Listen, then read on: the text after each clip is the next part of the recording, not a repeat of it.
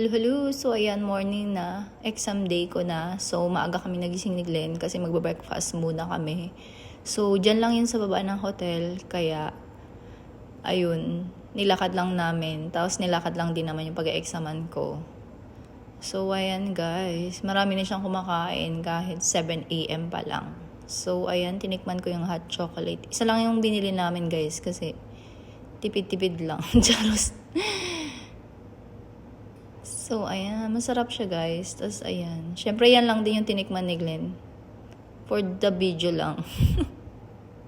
So, ayan yung in-order ko. French toast. Kasi gusto ko ng French toast. Tapos, si Glenn, nakalimutan ko na anong tawag. So, ayan. May sausage siya. Tapos, hindi ko alam kung ano yung kay Glenn. Parang may bacon egg. Tapos, ham. Tapos, pancake. So, sakto lang, guys. Siguro mga 7/10 para sa amin So, ayan guys, kumain lang kami.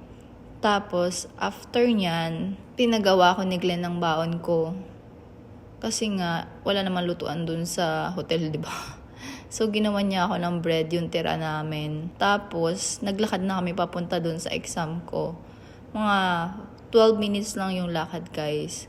So, ayun guys, tas umuwi ulit si Glenn, tas sinundo niya na lang ako after kasi yung exam ko is 9 a.m. hanggang 11, tapos mag-i-stop siya, tapos 2:00 na ulit. Kaya nung hindi na ako umuwi, doon na lang ako naupo sa labas ng exam area namin. So, yun lang guys. Thank you guys for watching. Bye!